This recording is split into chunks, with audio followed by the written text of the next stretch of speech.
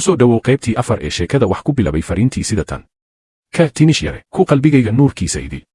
Iga gudoon salaan loo hago mida loo hanweyn yahay una horaysa hablaha maanta dunida jooga, habsami wanaag, haybad asluub, hanaan qurux, hamuun kalgacal midii aan u hayay, hubaashi waxaan tahay inaan tusaalaha ku haboon hareerta kale ka eeg. Heerka sixadayda waa hagaag, adigana sidaa iyo si ka haboon ayaan had jeer Rabbi kaaga baryaya. Salaam kadib honay marna ha u malayn in inta aad iga maqan tahay in aan moogahay xusuustaada, markaan ku garwaaqsadoona waa damqashadii halkeedii. Qalbigayguna waa qalbigii dunida oo idilkaa yaqiinay, waa qalbigaygii gacan saar kuusan igala tashan kula lahaa, waa qalbigaygii aad wax walba u ahayd. Waa qalbigii had iyo jeer xilliga uu ku xiiso aad xubnihiisa ku saaqi jiray, waa qalbigii mar kasta oo niyada kugu qabto kula kulmi jiray, asiga oo wax kasta hoygii u horaya kasta ka hormarinayo kulankaaga iyo balankaaga. Idil gacaliso waxaan ku jeclaaday jacay. aan qof sidaa loo jeclaan waxaan ku hibayay kalsooni mida ugu weyn oo uusan walaal u hibayn walaalkii ama aabe uusan u hibayn wiilkii, been kuma sheegin weligay, naftuna waxay ku talax tagtay jacaylkaagii oo mar walba aan niyada ku hayo. Agtirsow muddada aan idinla socdo waa muddo ku dhowaatay 1 sano, intaasan weligay dib u dhac iyo been la bax iyo wax keeni karo khilaaf kuma aana arkin, aniga ma jirto way aan u dhibdhili karo maadaama nin wax jecladay aan ahay. Isla markaasna maanta asiga aana awoodin in birta loogu dhifto, mar kastoona waxaan ka dadaali jiray been iyo isbedel in iga lalo aniga oo kalsooni aan adiga ka samaysanay siiyey baswarka magaciga iyo wax kasta oo internet oo ka istimaalo oo hisaytaba aan farta ka saaray si ay ugu cadaato in aan kili u ahay, anigana waxaan la ama kaagsanahay riyada ku xirnaa Xasan Absuge. Mahadsanid.